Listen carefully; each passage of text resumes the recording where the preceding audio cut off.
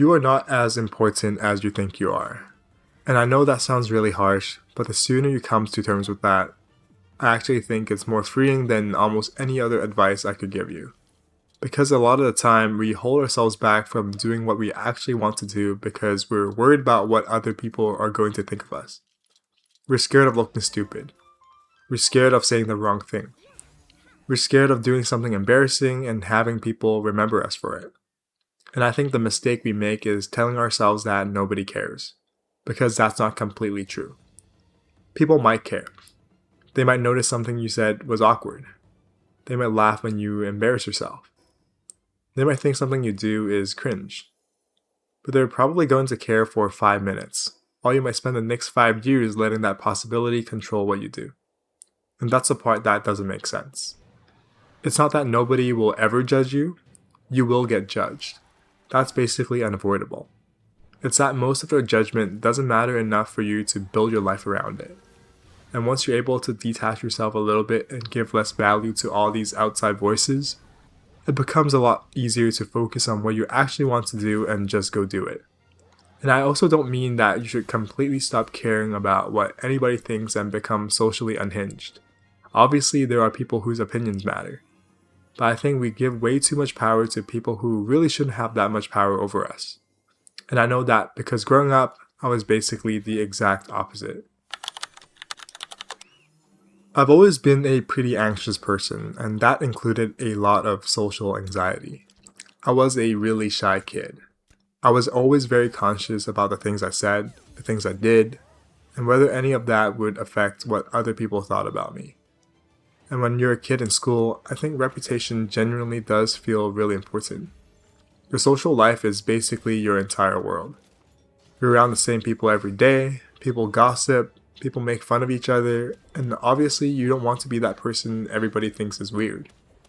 But as I got older, I started realizing I was missing a lot of these really normal social skills that other people seem to have. Talking to strangers, making conversation, not being scared to talk to the cashier, just normal things. And I felt like I was missing some of these skills because growing up, I was never really brave enough to put myself into situations where I had to develop them. So around middle school and early high school, I started getting really frustrated with myself. I didn't want to spend the rest of my life being scared of talking to people, so I started trying to figure out why I was like this in the first place. One thing I realized during that period was that I actually had a much easier time talking to adults who were older than me, and I thought that was kind of interesting. Part of it was obviously that I liked listening to people's perspectives and experiences. I liked hearing about what they had done with their lives and learning from them, but looking back, I think there was another reason too. These people had basically no bearing on my social reputation at school. If I said something awkward to some random adult, what were they going to do? They'll tell everybody in my grade? Probably not. And because there weren't really any consequences in my head, suddenly I was way more carefree. I could express myself more. I could be more talkative. I wasn't constantly monitoring every single thing coming out of my mouth. And looking back, I think that was probably one of my first clues that the problem wasn't actually I couldn't talk to people. I could. The problem was that around certain people, I cared way too much about what they thought about me. Funny enough, that theory didn't immediately extend to cashiers or talking to people working at stores. I was still kind of scared of that initially. But eventually, I started having to order lunch for myself and do these things on my own, and after doing it enough times, that fear slowly disappeared too. Nothing happened. I ordered my food, they gave me my food, and then both of us continued with our lives. The biggest problem for me was probably talking to girls. I was really shy. I didn't want to say the wrong thing or somehow come across as creepy, so a lot of the time I would rather just not say anything. Because again, in my head, people gossip. And it's not even necessarily just girls. People in general gossip. So I was very protective of my reputation. The funny thing is, that probably ended up having the opposite effect. People started noticing that I was awkward around people. And when I heard that, I actually wasn't really offended. I didn't feel attacked. I remember more just thinking, okay, this is clearly something I'm not good at, and I need to fix it. And I also learned the hard way what happens when you care way too much about this stuff. There was this period really early in my life where I was quote-unquote dating this girl. And I'd say quote unquote because I could talk to her perfectly fine over text. I could text on and on and on. But when it came to actually interacting with her in real life, I basically had no idea what to do. I was so scared of saying the wrong thing. I was scared of coming across as creepy. I was thinking about how my voice sounded, whether something I said could be interpreted the wrong way, whether I was acting weird. I was basically monitoring myself the entire time. And the funny thing is, by trying so hard not to be awkward or creepy, I probably made myself way more awkward. Because I wasn't actually interacting with a person naturally anymore. I was interacting with this checklist in my head. Don't say this. Don't do that. Was that weird? Did she think that was weird? What should I say next?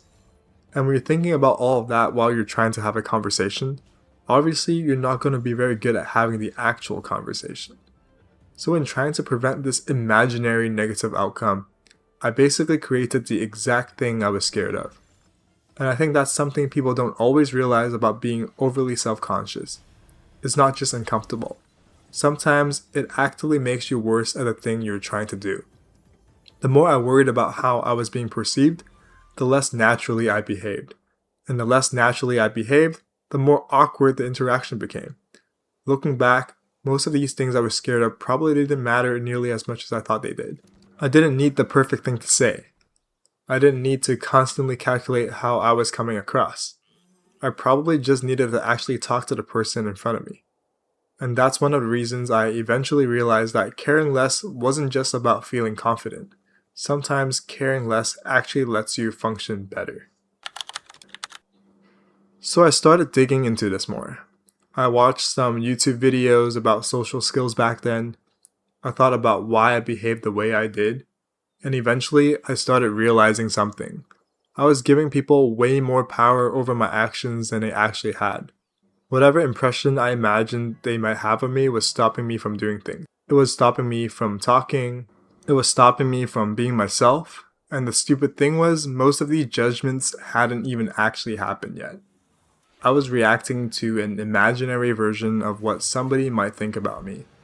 So eventually, I just started trying to live as if people didn't care that much about what I was doing. And there wasn't one magical moment where my social anxiety disappeared. It was actually more that I started correcting the way I thought about these situations and then actually testing it in real life. I talked about something similar in my video about passion. You can sit there thinking about something forever, but eventually you actually have to try it. So if I learned some new way of continuing a conversation, instead of endlessly thinking about whether it would work, I would try it the next time I talk to somebody.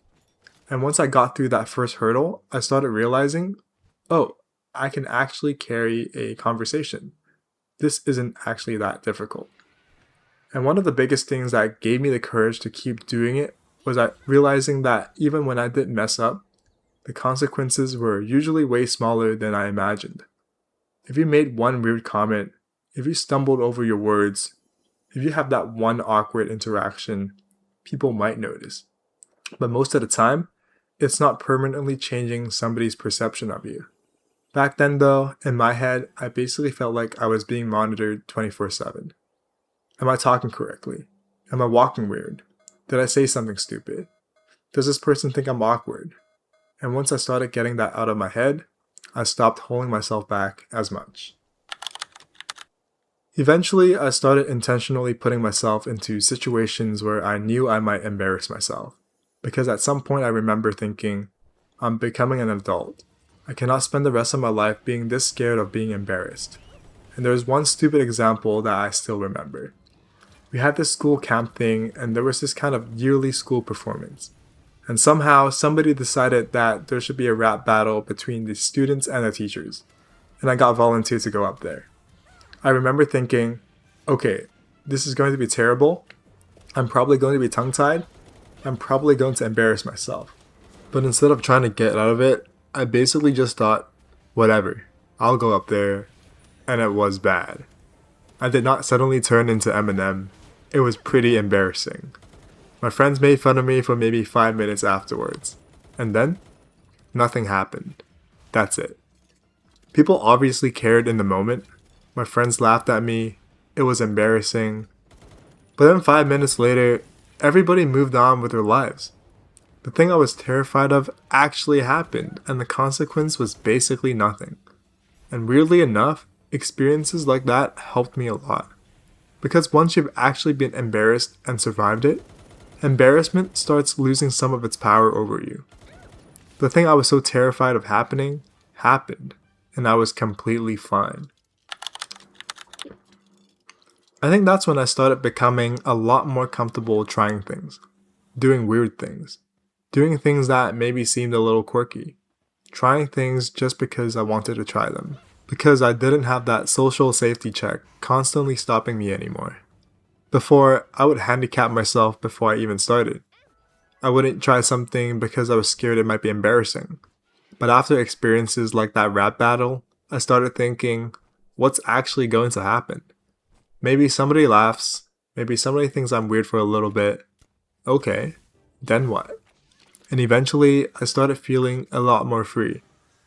I could think of something I wanted to do and actually do it without immediately running it through some imaginary committee of people in my head. Because why am I giving all these people so much power over my life? Especially people who don't even mean that much to me.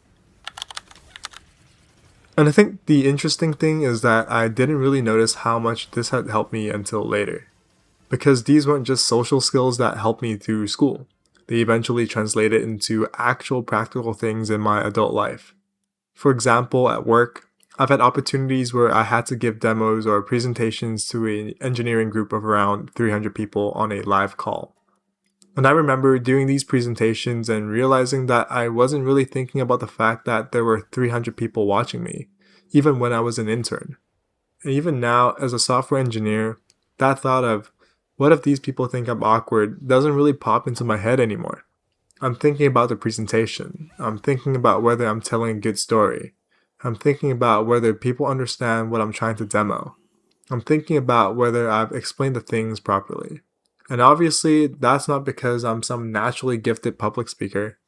This is coming from the kid who was scared of ordering food. But somewhere along the way, I trained myself to stop making other people's judgment the main thing I was thinking about.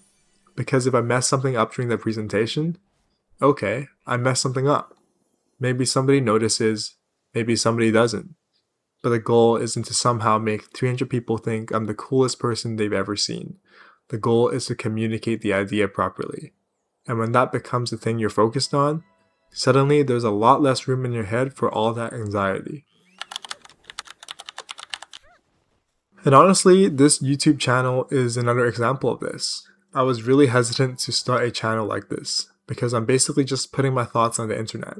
Obviously, there's a part of me wondering, is this actually going to help anybody? Are people going to think this is cringe? Is anyone even going to care what I have to say? And the answer is, yeah. Maybe somebody will think it's cringe. Maybe somebody watches the video for 30 seconds and thinks it's terrible. Maybe somebody doesn't like the way I talk. But why would I let some random person's 30 seconds of judgment decide whether I do something that I actually want to do? I could have spent another year thinking about that. Instead, eventually, I just uploaded the first video. And the first video was horrible. But after taking the first step, I found it way easier to actually start finding my voice. And I think I probably would have regretted not starting this if the only thing holding me back was what I imagined random people on the internet might think about me. Because that's where this mindset actually starts having real consequences. It's not just about feeling awkward. You can genuinely miss out on things because you're scared of an outcome that might last a couple of minutes in somebody else's head. You don't start a channel. You don't apply for something. You don't talk to somebody. You don't try something you've been always wanting to try. And meanwhile, the person whose judgment you were scared of probably moves on almost immediately. You're the one who has to live with the thing you didn't do. And I think that's where I really started realizing that this isn't just some confidence advice. You can actually lose things by caring too much. The reason preventing you from doing something might not even be a real reason, and it might just be something you've built up in your own head. And there's another way of thinking about this that makes it even more obvious. Flip the situation around. How many times have you watched somebody do something embarrassing and then genuinely continue thinking about it for years? Probably not very often. Maybe one of your friends did something really dumb once. Sure, maybe you remember it. Maybe you bring it up as a joke once in a while. But does that dumb thing completely change how you see them? Probably not. Your entire relationship with that person is worth way more than that one awkward moment. And there are probably hundreds of embarrassing things people around you have done that you've completely forgotten. I'm actually pretty good at remembering stuff, and even then, there are countless things people did back in school that I don't remember anymore. Maybe somebody brings something up and I'm like, oh yeah, I forgot that happened. But I'm not sitting there at home spending energy thinking about it. Because I have my own life. I have my own problems. I don't care enough to spend that much mental energy thinking about some embarrassing thing somebody else did. So flip that back onto yourself. Why would everybody else be spending that much time thinking about you? They might judge you in the moment. They might remember something occasionally. They might even bring it up for a laugh. But they're probably not giving you anywhere near the amount of attention you're giving yourself. And that's the important distinction. And I think this is where you should actually evaluate whose opinions matter to you. Because I'm not saying you shouldn't care what anybody thinks. There are obviously people whose opinions I care about. Like my family, my friends, people I respect, people who actually understand me. If somebody like that tells me I'm doing something stupid, I'm probably going to listen. But some random person, some acquaintance, somebody who barely knows me, why am I letting their imagined opinion decide what I do? If a stranger walks past you and calls you a name, you're probably not going to think about that for the next 10 years. Because you don't know the guy. You don't care about him. So why would you give his opinion that much power? I think you have to start being more selective about who gets a vote in your head. And I do understand that this is harder while you're still in school. Because social circles generally do matter when you're young. You're surrounded by the same people every day. You want friends. You want people to hang out with. You don't want to walk in school every day feeling like you have nobody by your side. And sometimes you might genuinely be in a friend group where you're scared of being made fun of for certain things. So I'm not going to sit here and say, just don't care about what anybody thinks, because that's not realistic. I think there's a balance. You can understand the social environment you're in while slowly training yourself in the background to care less about things that aren't actually important. And at the same time, you can start finding people who don't require you to constantly police yourself just to stay friends with them. I know that sounds extremely cliche, find people who accept you for who you are, but in practice, there are enough people in the world that you probably don't need to spend your entire life maintaining some perfectly curated version of yourself just so one specific group approves of you. And I think when you're younger, maybe part of it is just surviving that environment too. You don't have to suddenly blow up your entire social life, but you can slowly stop giving every little comment or every little joke so much power over how you see yourself. And obviously, the takeaway isn't that you should stop caring about social norms completely. There are things that are genuinely inappropriate. There are things that hurt people. There are situations where somebody else's opinion absolutely should matter. I'm talking about the small things where your fear of judgment is way bigger than the actual consequence. Maybe there's a hobby you wanted to try. Maybe you're giving a presentation at school and you're terrified of looking cringe. But the goal of that presentation is to get a good grade. Your friends aren't grading your presentation. So if you mess up a word or do something they think is cringe, who cares? Do the presentation. Get the grade. Move on. And if your friends are constantly making you feel like you have to pass some social approval test every time you do something, at some point you probably have to ask yourself whether these people are worth spending that much energy on. Because eventually, this doesn't stay confined to school. You meet somebody you're attracted to. You go into an interview. You have to speak in front of people. You start something new. Maybe you start a business. Maybe you start putting your thoughts on YouTube. There are always going to be eyes on you. And if there are eyes on you, there's always going to be some amount of judgment. You can't spend the rest of your life avoiding every situation where somebody might judge you. Eventually, these situations have to become so routine that they're just another day in your life. You mess up, you mess up. Learn from it. Move on. Because everybody else is busy living their own life too. They might remember something embarrassing you did. They might bring it up once in a while. But on a random Tuesday afternoon, they're probably not sitting at home thinking about that weird thing you said 3 years ago. They're probably thinking about their own problems, their own relationships, their work, their insecurities, their own life. Because you're not that important to them. And that's actually a really good thing. So going back to the beginning, You are not as important as you think you are, and neither am I. And I don't mean that nobody will ever notice you or judge you. They will. People might think something you do is awkward. They might think something you make sucks. They might laugh when you embarrass yourself. But most of the time, they're going to move on way faster than you think they will. So the question is, why would you let somebody else's few seconds of judgment control years of your life? Care about the people who actually matter. Listen when somebody you respect gives you genuine criticism.